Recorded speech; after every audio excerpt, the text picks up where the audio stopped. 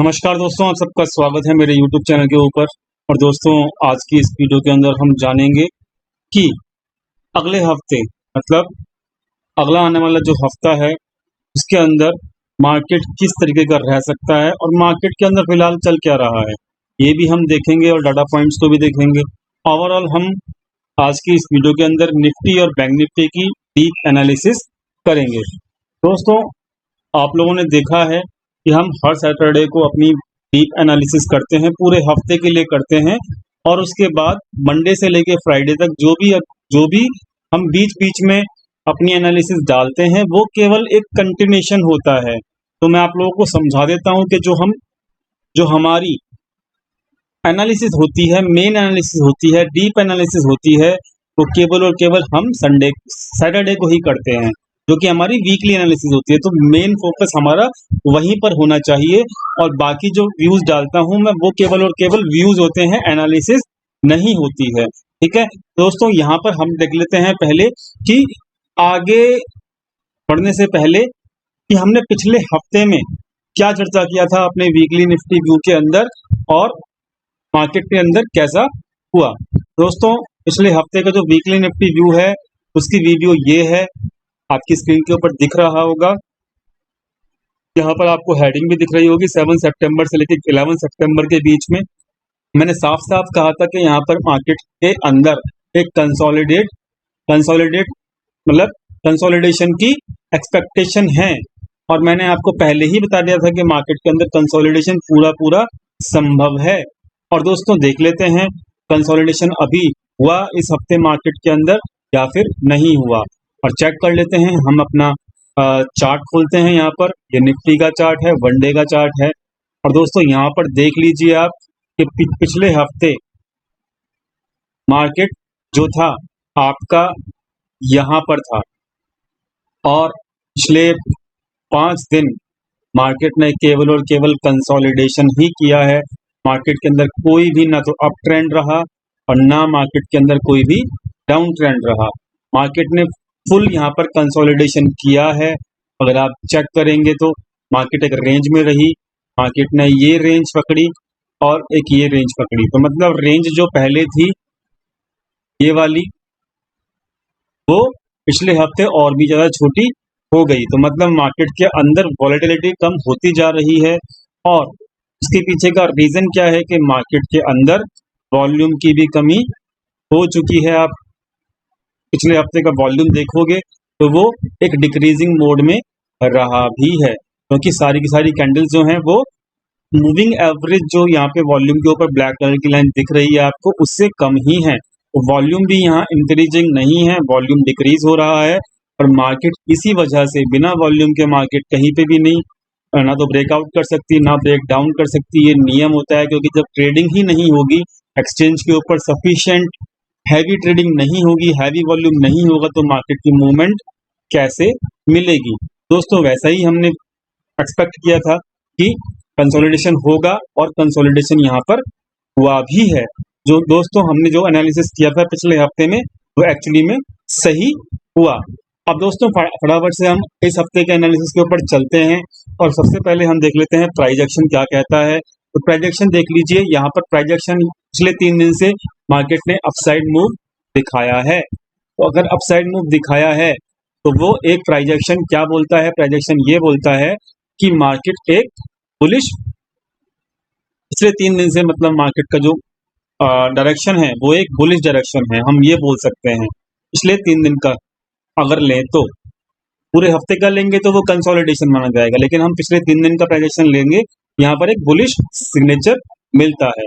अब यहाँ पर अब ये बुलिश साइन होने के लिए मैंने हमेशा आपको समझाया है, हर वीडियो के अंदर समझाता हूँ, हर वीक में समझाता हूँ।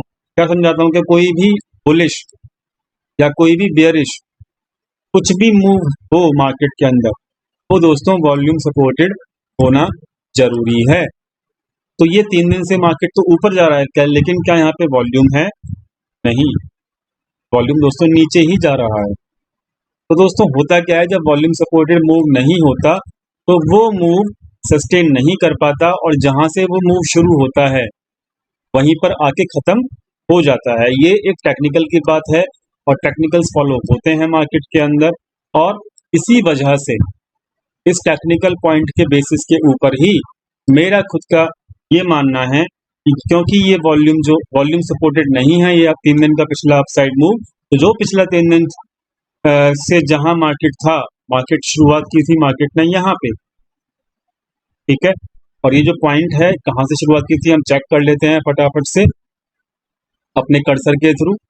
और यहाँ पर जो मार्केट ने शुरुआत की थी तकरीबन 220 के आसपास की थी, ठीक है, 11,220।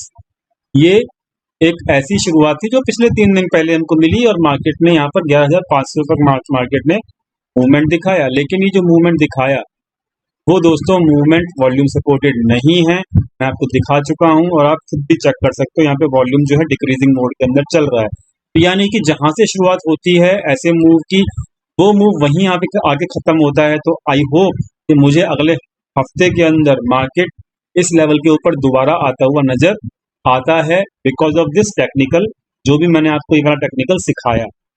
और इस चीज को हम बैक टेस्टिंग भी अगर करेंगे तो ये बैक टेस्टिंग में भी प्रूव हो चुका है। कैसे आप चेक कर सकते हो कहीं पे भी, जैसे कि यहाँ पर आपका यहाँ से लेके यहाँ तक का, यहाँ पे देखिए वॉल्यूम नहीं था, मार्केट यहाँ से लेके यहाँ तक गया, ऊपर गया 200 पॉइंट ऊपर गया, लेकिन मार्केट ने यहाँ से शुरुआत की थी और यहीं पर ही मार्केट ने खत्म किया, ठीक है। आप खुद चेक कर सकते हो कि मार्केट ने यहाँ से बढ़ना शुरू किया, लेकिन यहाँ से जब बढ़ना शुरू किया तो वॉल्यूम नहीं था, इसीलिए मार्केट ने उस मूव को सस्टेन नहीं किया और जहां से शुरू किया था वहीं आके एक ही कैंडल ने समाप्ति कर दी। तो ऐसे ही होता है, ठीक है। ये मूव भी जो है ऐसा ही है, बिना वॉल्यूम का है और वहीं पे आके समाप्ति करेगा जहां से ये शुरुआत हुआ है। तो मेरे हिसाब से 11,220 का लेवल दोबारा मिलेगा देखने को निफ्टी के अंदर, और इस चीज का ख्याल रखिएगा। तो मेरे हिसाब से प्राइस एक्शन जो है बेयरिश है, वॉल्यूम भी बेयरिश है, तो दोनों के दोनों टेक्निकल्स जो भी हम देख रहे हैं, दोनों कंपोनेंट जो भी हम देखा अभी, वो दोनों टेक्निकल और दोनों कंपोनेंट बेयरिश दिखाई दे रहे हैं। हो सकता है आपको यहाँ पर प्राइस एक्शन बुलिश दिखे, लेकिन मैंने अपने टेक्निकल्स पॉइंट ऑफ व्यू से मैं बेयरिश क्यों हूँ वो मैंने अभी आपको समझा दिया दोस्तों। अब हम आगे चलते हैं, टर्नओवर की बात कर लेते हैं, जो टर्नओवर हम हर हफ्ते में देखते हैं।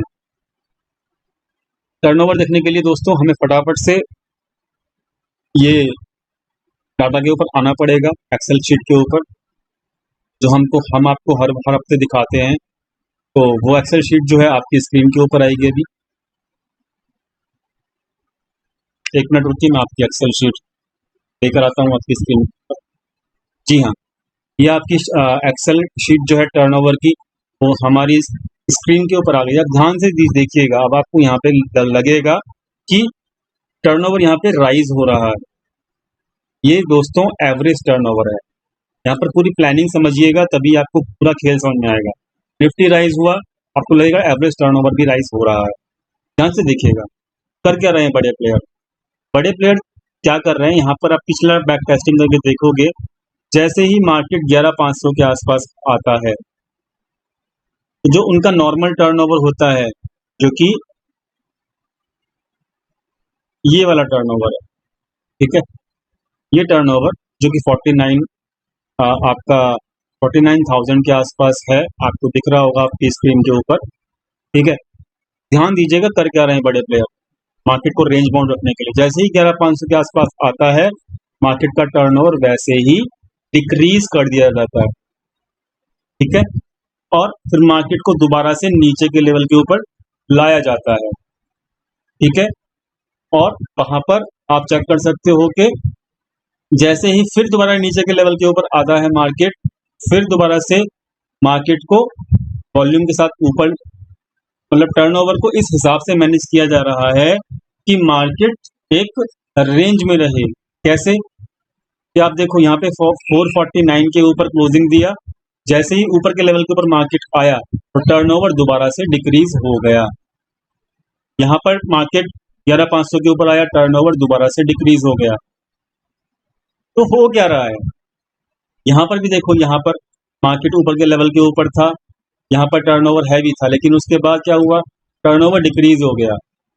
तो हो क्या रहा है, इसको समझने के लिए आपको पूरा कॉन्सेप्ट समझ लीजिए। मार्केट जो है, जब जब कभी भी मार्केट 11,500 के आसपास पहुंच रहा है, तुरंत हो क्या रहा है, वहां पर टर्नओवर को डिक्रीज कर दिया जाता है, मार्केट के टर्नओवर को। तो उससे क्या होता है कि 11,500 के ऊपर मार्केट टिक नहीं पा रहा और मार्केट दोबारा से 11,200 और 11,300 के आसपास पहुंच जाता है। तो अभी भी वैसे ही हुआ, 11,500 के आसपास जो है मार्केट क्या कहते हैं पहुंचने की कोशिश की, हाई बनाया वहां पे, लेकिन आप खुद चेक कर सकते हो 59,000 से लेके 51 टर्नओवर कर दिया गया, यानी कि टर्नओवर अब दोबारा से नीचे लाया गया। तो यहाँ पर इस चीज की संभावना पूरी है कि जैसे ही 11,500 के आसपास मार्केट आएगा, टर्नओवर दोबारा डिक्रीज कर दिया जाएगा और फिर दोबारा से मार्केट को इस लेवल के ऊपर लेकर आया जाएगा, जो 11,200 का और 11,300 का लेवल है। इससे हमको क्या सीख मिलती है कि मार्केट को जानबूझकर एक रेंज में रखा जा रहा है और केवल टाइम को पास किया जा रहा है। मतलब कोई ट्रेंड नहीं है मार्केट के अंदर। मार्केट में ना तो ब्रेकआउट की पॉसिबिलिटी नजर आ रही है और ना ही ब्रेकडाउन की पॉसिबिलिटी नजर आ रही है। तो ये कॉन्सेप्ट जो है आपको समझ में आना चाहिए और मैंने आपको प्रूव करके भी दिखा दिया। जैसे मार्केट ऊपर के लेवल के ऊपर आता है, टर्नओवर डिक्रीज कर देते हैं और मार्केट को दोबारा से नीचे लेकर आ जाते हैं। तो इस चीज पे फोकस कीजिएगा, इस पे फोकस मत कीजिएगा कि टर्नओवर जो है एवरेज वाला वो आपका इंक्रीज कर रहा है फिलहाल। क्योंकि यहाँ पर मार्केट एक रेंज में फंसा हुआ है। ठीक है, तो हर कंडीशन के हिसाब से अपनी एनालिसिस को करने के तरीके को भी चेंज करना पड़ता है और ये चीज मैंने आपको अभी प्रूव करके दिखा दिया। ठीक है, अब दोस्तों आगे चलते हैं। ये हो गया इक्विटी का टर्नओवर। अब हम अपने फ्यूचर्स के टर्नओवर को भी चेक कर लेते हैं दोस्तों। तो यहाँ पर ये जो है फ्यूचर्स का टर्नओवर आपको दिखेगा अपनी स्क्रीन के ऊपर, यहाँ पे लिखा भी हुआ है फ्यूचर्स का टर्नओवर। दोस्तों फ्यूचर्स के टर्नओवर में कोई भी इंक्रीमेंट होता हुआ नजर नहीं आ रहा है। ये भी एक और साइन है कि मार्केट का जो अपसाइड मूव है वो सस्टेन नहीं कर पाएगा। ठीक है, मार्केट तो देखिए 11,300 से मार्केट दोबारा से 11,500 आ गया, लेकिन जो इसका टर्नओवर है वो 31,000 था यहाँ पे और अभी भी 31,000 ही है एवरेज टर्नओवर। और अगर हम इसका नॉर्मल टर्नओवर की बात करें तो 28 था और 28 ही है दोस्तों। तो आप खुद देख सकते हो कि यहाँ पर क्या करने की कोशिश की जा रही है। मार्केट को रेंज बाउंड रखा जा रहा है, नीचे के लेवल के ऊपर टर्नओवर जनरेट करते हैं, मार्केट को ऊपर लेके जाते हैं। जैसे ही मार्केट ऊपर जाती है टर्नओवर डिक्रीज कर देते हैं और वहां पर फिर मार्केट नीचे आ जाती है।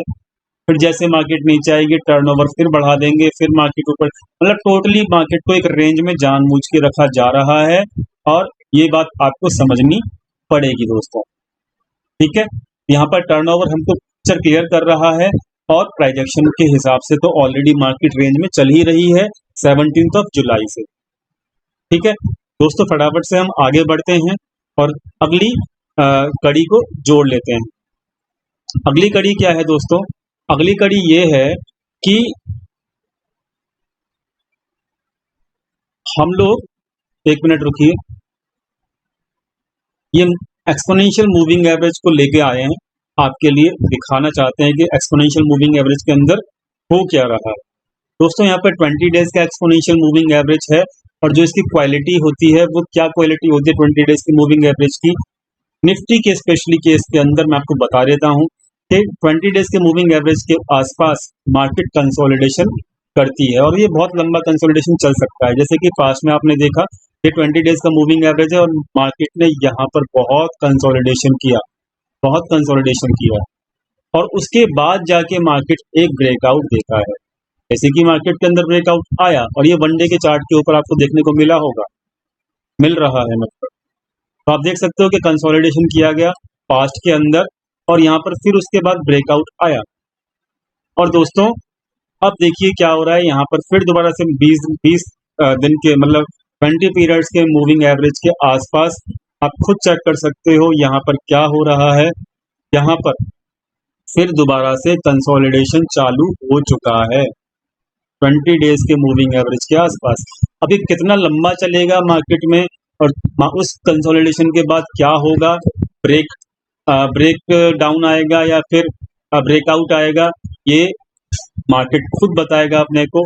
लेकिन फिलहाल जो है मार्केट सेम इसी चीज को रिपीट कर रहा है जो पहले मार्केट के अंदर चल रहा था, ये कंसोलिडेशन। अब दोबारा से ये कंसोलिडेशन चल रहा है और ये कितना लंबा चलेगा ये केवल मार्केट ही बता सकता है, और हम केवल और केवल ब्रेकडाउन या ब्रेकआउट का वेट कर सकते हैं। जैसे कि हमको पिछला ब्रेकआउट मिला पिछले कंडीशन में, अब ये मार्केट ने कंसोलिडेट करके ब्रेकआउट दिया। लेकिन दोस्तों अब फिलहाल ब्रेकआउट होने के चांसेस बहुत कम हैं, क्योंकि यहाँ पर ऑलरेडी मार्केट 12,000 के आसपास पहुंच चुका है। ठीक है, आई होप आपको ये 20 डेज का मूविंग एवरेज भी समझ में आ गया होगा, और ये 20 डेज का मूविंग एवरेज का कॉन्सेप्ट भी समझ में आ गया होगा कैसे ये काम करता है। ठीक है दोस्तों, फटाफट से पढ़ते हैं हम अगली ऑब्जर्वेशन के ऊपर जो कि हमने की आपके लिए, और समझिए आपको एक ऑब्जर्वेशन किस तरीके से लर्निंग दे सकती हैं। वीडियो को पूरा देखा कीजिए और लॉजिक के ऊपर काम किया कीजिए। ठीक है, अब यहाँ पर देखिए अगली ऑब्जर्वेशन क्या है। मैं इस चार्ट इसको थोड़ा सा बड़ा कर देता हूँ ताकि आप सब लोगों को विजिबल हो जाए। ठीक है, अब देखिए हो क्या रहा है। यहाँ पर ये ट्रेंड लाइन जो है मैं आपको काफी दिनों से दिखा रहा हूँ अपने वीकली निफ्टी व्यू के अंदर। यहाँ पर देखिए हो क्या रहा है, ध्यान से देखिएगा। यहाँ पर सपोर्ट मिला, यहाँ पर सपोर्ट मिला मार्केट को, यहाँ पर सपोर्ट मिला, यहाँ पर सपोर्ट मिला, यहाँ पर कंसोलिडेशन हुआ था, फिर मार्केट ने इस ट्रेंड लाइन के भरोसे चल के और मार्केट को ऊपर लेके जाया गया। Very visible, it is very much visible, और आपको समझ में भी आ जाएगा देखने के। अब देखिए यहाँ पर क्या हो रहा है। अगर हम आगे बढ़ते हैं और करंट सिचुएशन को देखते हैं और एनालाइज करते हैं उस चीज को, तो आपको बहुत कुछ समझ में आएगा। कैसे, तो देखिए यहाँ पर इस ट्रेंड लाइन को मैं अगर बड़ा कर देता हूँ अक्सर, ठीक है, तो यहाँ पर देखिए ये ट्रेंड लाइन वही ट्रेंड लाइन है जो हमने अभी आपको दिखाई। अब मैंने चार्ट को बड़ा कर दिया है, लेकिन यहाँ पर अब जो भी ये कंसोलिडेशन चल रहा है दोस्तों, वो इस ट्रेंड लाइन के नीचे चल रहा है। तो ये एक वीकनेस है मार्केट के अंदर, वीकनेस है, आपको समझना पड़ेगा ये चीज। पिछला जो कंसोलिडेशन हुआ था वो इस ट्रेंड लाइन के ऊपर हुआ था, इसलिए वहां पर वो स्ट्रेंथ के साथ ब्रेकआउट हो गया। आप इसको चेक भी कर सकते, यहाँ पर आप चेक कर लीजिए। जो पिछला कंसोलिडेशन हुआ था मार्केट के अंदर, वो एक पॉजिटिव कंसोलिडेशन था, और वो कंसोलिडेशन इस ट्रेंड लाइन के ऊपर था, इसलिए वहां पे ब्रेकआउट हुआ। और आप जाके चेक कर सकते हो मार्केट ऊपर भी गया उस कंसोलिडेशन के बाद। लेकिन दोस्तों अभी जो करंट कंसोलिडेशन चल रहा है वो इस ट्रेंड लाइन जो मैंने आपको दिखा रखी है वो इसके नीचे चल रहा है, इसीलिए ये था स्ट्रॉन्ग कंसोलिडेशन। ठीक है, और यहाँ पर जो फिलहाल कंसोलिडेशन हो रहा है दोस्तों वो है वीक कंसोलिडेशन। यहाँ पर अगर ये वीक कंसोलिडेशन है तो जब स्ट्रॉन्ग कंसोलिडेशन हुआ वहां पे ब्रेकआउट की पॉसिबिलिटी हुई, लेकिन जब ये वीक कंसोलिडेशन है यहाँ पर ब्रेक डाउन की पॉसिबिलिटी निकल सकती है आगे आने वाले टाइम के अंदर। लेकिन ब्रेकडाउन कब होगा ये हमको थोड़ा वेट करना पड़ेगा, क्योंकि वहां पर डाटा पॉइंट्स हमको क्लियर इंडिकेशन दे देंगे जब, तो मैं आपको खुद अपने यूट्यूब चैनल पर बता दूंगा। लेकिन अब मार्केट के अंदर वीक कंसोलिडेशन दिखाई दे रहा है क्योंकि ये ट्रेंड लाइन के नीचे चल रहा है। आई होप आप इस ट्रेंड लाइन के कॉन्सेप्ट को भी क्लियरली समझ गए होंगे। तो यहाँ पर ओवरऑल जो सिचुएशन है, ट्रेंड लाइन हो गया, मूविंग एवरेज हो गया, कंसोलिडेशन हो गया और आपका टर्नओवर हो गया, वो सब चीज यहाँ पर ये दिखा रहा है कि मार्केट एक कंसोलिडेशन के अंदर है, लेकिन वो कंसोलिडेशन अब एक वीक कंसोलिडेशन है। आई होप आपको ये समझ में आ गया होगा। ठीक है दोस्तों, फटाफट से चलते हैं हम अपने अगले टेक्निकल्स के बेसिस के ऊपर। अगला टेक्निकल्स के लिए हम आपको ये वाली शीट हमेशा दिखाते हैं, और बड़े प्लेयर क्या कर रहे हैं इस कंसोलिडेशन के अंदर वो मैं आपको समझा देता हूँ। यहाँ पर देखिए डिफरेंट प्लेयर्स की डिफरेंट सेक्शंस की यहाँ पर हर हफ्ते हम आपको दिखाते हैं क्या पोजीशंस रही पिछले हफ्ते में। ये उनकी पिछले हफ्ते की पोजीशंस हैं फ्यूचर्स की हर प्लेयर की, ये इस हफ्ते की पोजीशंस हैं फ्यूचर्स की करंट वीक की। इक्विटी कैश के अंदर पिछले हफ्ते में क्या किया गया, इस हफ्ते में क्या किया गया, ये भी यहाँ पे लिखाया हुआ है। और इस हफ्ते में ऑप्शंस के अंदर कौन सा प्लेयर क्या करने की कोशिश कर रहा है वो भी मैं आपको बता रहा हूँ। पिछले हफ्ते की अगर हम तुलना करें, यहाँ पर FII पिछले हफ्ते में लॉन्ग था और बाइंग कर रहा था, सॉरी सेलिंग कर रहा था इक्विटी के अंदर, तो यानी कि ये क्या था, ये इसकी हैजिंग थी पिछले हफ्ते। इस हफ्ते क्या सीन है कि उन्होंने अपनी सेलिंग को और भी बढ़ा दिया FII ने, और इस हफ्ते में उन्होंने अपने लॉन्ग को भी बढ़ा दिया, तो यानी कि ये भी उनकी क्या है, ये भी उनकी हैजिंग ही है। तो यानी कि यहाँ पर व्यू क्या है, व्यू दोस्तों यहाँ पर FII का बेयरिश है। प्रोप्राइटर्स का देख लेते हैं व्यू क्या है। प्रोप्राइटर्स जो है हमेशा FII के साथ ही चलते हुए नजर आते हैं। यहाँ पर करंट सिचुएशन ये है कि वो जो पिछले हफ्ते में लॉन्ग कर रहे थे उन्होंने अपनी सारी लॉन्ग पोजीशंस क्लोज कर दी हैं, और इस हफ्ते में वो शॉर्ट में बैठे हुए हैं नेट बेसिस के ऊपर, और साथ में वो उन्होंने इस हफ्ते में इक्विटी कैश के अंदर -50 करोड़ रुपीस की सेलिंग भी की है, तो यानी कि प्रोप्राइटर्स भी यहाँ पर बियरिश हैं। रिटेल ट्रेडर्स क्या कर रहे हैं, रिटेल ट्रेडर्स पिछले हफ्ते में भी लॉन्ग थे, इस हफ्ते में वो और भी ज़्यादा लॉन्ग हो गए। पिछले हफ्ते में भी वो बाइंग कर रहे थे और इस हफ्ते में वो और भी ज़्यादा बाइंग कर रहे हैं, यानी कि इक्विटी और फ्यूचर दोनों में वो बाइंग कर रहे हैं, तो यानी कि ये इनकी रियल पोजीशंस हो गई। और यहाँ पर रिटेल ट्रेडर्स वो है, रिटेल ट्रेडर्स को अब ये लगता है कि मार्केट अब 12,000 की तरफ बढ़ने वाला है, और यहाँ पर हो क्या रहा है कि जितना माल, जितनी इक्विटी यहाँ पर सेल ऑफ किया जा रहा है बड़े प्लेयर्स के द्वारा, FII के द्वारा, वो सारा इक्विटी जो है यहाँ पर रिटेल ट्रेडर्स बाय कर रहा है। यही सिचुएशन जब क्रैश आया था 12,000 का तब भी चल रही थी, मार्च के अंदर जब क्रैश आया था, और अब ये वही दोबारा से कहानी रिपीट होती हुई नजर आ रही है। तो यहाँ पर ये सिचुएशन आपको देखनी पड़ेगी, ये कब तक चलती है, और कंसोलिडेशन के अंदर हो क्या रहा है कि बड़े प्लेयर्स यहाँ पर बाइंग कर रहे हैं, सॉरी छोटे प्लेयर यहाँ पे बाइंग कर रहे हैं रिटेल ट्रेडर्स, बड़े प्लेयर्स यहाँ पर सेलिंग कर रहे हैं, अपना माल जो है रिटेल ट्रेडर्स को दबा के बेच रहे हैं। और ये अदला बदली जब होती है, बड़ा प्लेयर जब माल निकालता है अपना, मार्केट हमेशा नीचे की तरफ ही ब्रेक डाउन करती है, तो ये सिनारियो भी ब्रेक डाउन का ही नजर आ रहा है। लेकिन ये कंसोलिडेशन जब कब तक चलेगा ये हमको देखने वाली बात रहेगी, इसलिए ध्यान दीजिएगा, इन्वेस्टमेंट का यहाँ पर कोई भी चांस नहीं है, क्योंकि बड़े प्लेयर्स यहाँ पर अपना माल निकाल रहे हैं। आई होप आपको फ्यूचर्स और इक्विटी का कोरिलेशन समझ में आ गया होगा। अब दोस्तों फटाफट से हम चेक कर लेते हैं ऑप्शंस के अंदर क्या हो रहा है। ऑप्शंस के अंदर पुट बाइंग चल रही है, यानी कि जो रियल पोजीशंस हैं ऑप्शंस के अंदर FII की वो पुट बाइंग की है, 11,200 के ऊपर पुट बाइंग चल रही है और 11,100 के ऊपर भी चल रही है, यानी कि दोबारा से 11,500 से लेके 11,200 के आसपास मार्केट को लेके आने की फुल तैयारी है, और डाटा पॉइंट भी सपोर्ट कर रहे हैं इस चीज को। हैजिंग कर रहे हैं वो लोग बड़े प्लेयर्स 11,800 11,900 की कॉल बाइंग करके, ये उनकी हैजिंग वाली पोजीशंस हैं।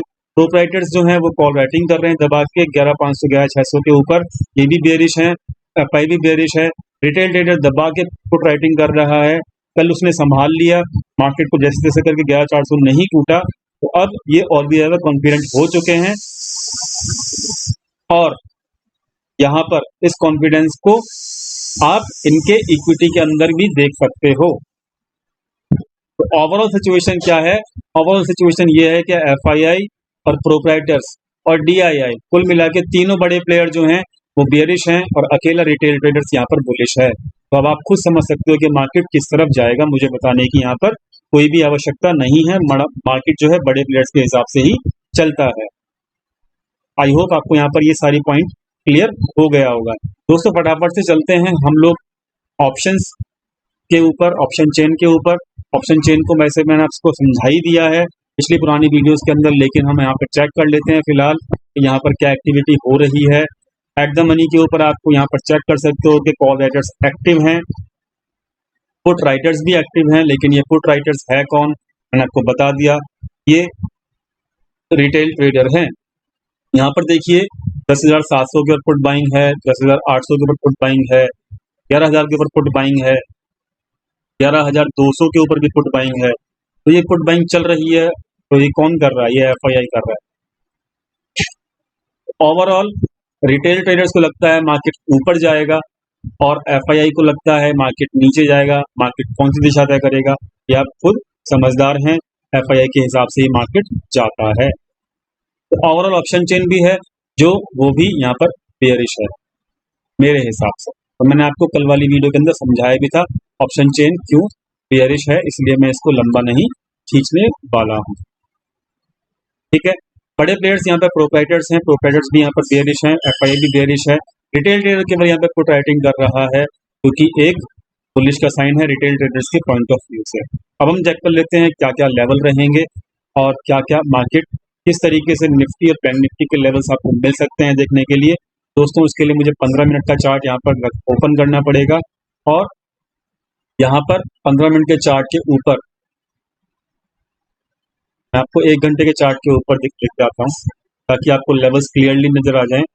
वीडियो को पॉज करके दोस्तों यहाँ पर ये लेवल्स जो हैं आप नोट डाउन कर लीजिएगा और ये लेवल्स जो हैं जो रेड कलर के लेवल्स हैं वो नीचे के लेवल्स हैं दोस्तों, बेयरिश लेवल्स हैं, और जो ब्लैक कलर के लेवल है दोस्तों वो निफ्टी के अंदर बुलिश लेवल्स हैं।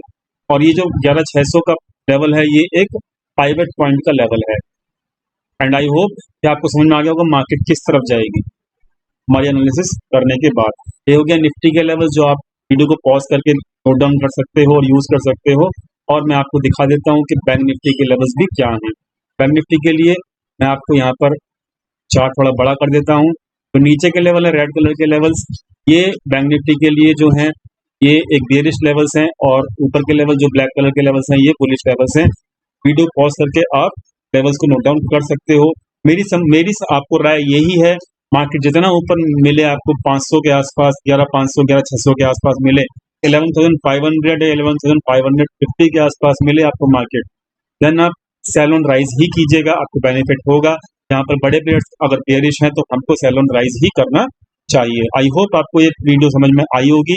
वीडियो कैसा लगा, कुछ भी नया सीखने को मिला तो प्लीज कमेंट सेक्शन में जरूर बताइएगा। और दोस्तों कल से मैं आपके लिए लाइव स्ट्रीमिंग भी शुरुआत कर रहा हूँ। दोस्तों लाइव स्ट्रीमिंग को देखिएगा जरूर, आपको बहुत सारी लर्निंग मिलेगी होती हुई देखने के लिए। थैंक यू सो मच हमारा निफ्टी व्यू देखने के लिए। मिलते हैं हम अपने टेलीग्राम चैनल के ऊपर, टेलीग्राम चैनल का लिंक है वो वीडियो के नीचे मिल जाएगा। Thank you so much.